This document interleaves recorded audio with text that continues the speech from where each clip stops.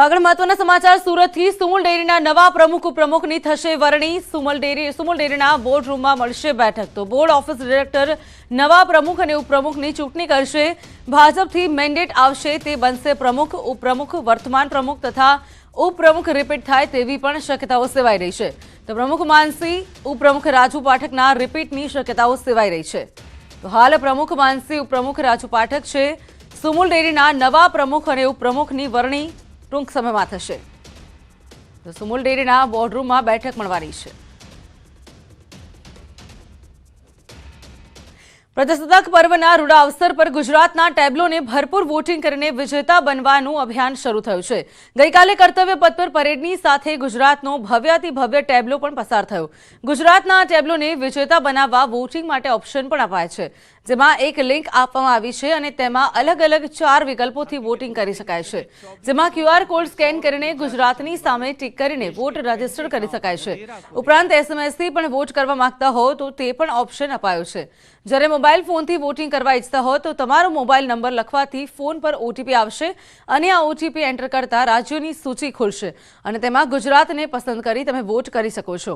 તો આ જ રીતે ઈમેલથી રજીસ્ટર કરીને ગુજરાત પર વોટિંગ કરી શકાય છે। મોટા પ્રમાણમાં ગુજરાતને વોટિંગ કરીને વર્ષ 2023ના ક્લીન અને ગ્રીન એનર્જી યુક્ત ગુજરાતના ટેબ્લોને વિજેતા બનાવવામાં અપીલ કરાઈ છે। सांस्कृतिक परंपरा और वैज्ञानिक दृष्टिकोण का सुंदर तालमेल इस झांकी में देखने को मिल रहा है।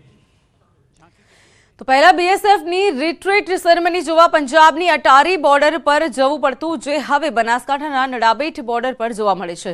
તો ભારત પાકિસ્તાન ઇન્ટરનેશનલ બોર્ડર નડાબેટ પર ગણતંત્ર દિવસની ઉજવણી કરવામાં આવી હતી, તેમજ નડાબેટ ખાતે BSF દ્વારા રિટ્રીટ સેરેમનીનું પણ આયોજન કરવામાં આવ્યું હતું। પ્રજાસત્તાક પર્વને લઈને નડાબેટ ખાતે રિટ્રીટ સેરેમનીનો વિશેષ કાર્યક્રમ યોજાયો હતો। તો અટારી બોર્ડર જેવી રિટ્રીટ અને ફ્લેગ ઓફ BSF દ્વારા કરવામાં આવ્યું હતું। રિટ્રીટ સેરેમની જોવા મોટી સંખ્યામાં પર્યટકો નડાબેટ ખાતે ઉમટી પડ્યા હતા।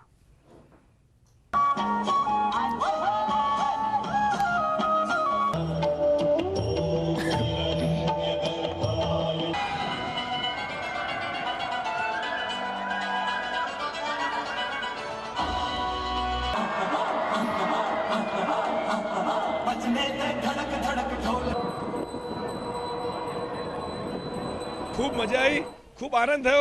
आज अमारो जोश खूब वधी गयो। इंडियन आर्मी प्रत्ये अमने रिस्पेक्ट मान आज अभिमाનમાં ફેરવાઈ ગયું।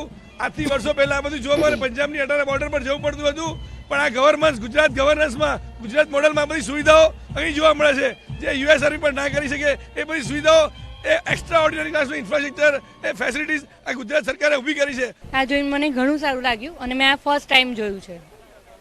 કેવી મજા આવી ગઈ? મને ખૂબ જ મજા આવી। સારી સગવડ અહીંયા ઊભી કરેલી છે ભારત પાકિસ્તાનની 0 પોઈન્ટ વાળી બોર્ડર જોવા માટે। જિંદગીમાં પહેલી વખત આ લાઈવ એક્સપિરિયન્સ અમે લોકોએ કર્યો છે। છોકરાઓએ પણ બહુ જ એન્જોય કર્યું છે અહીંયા।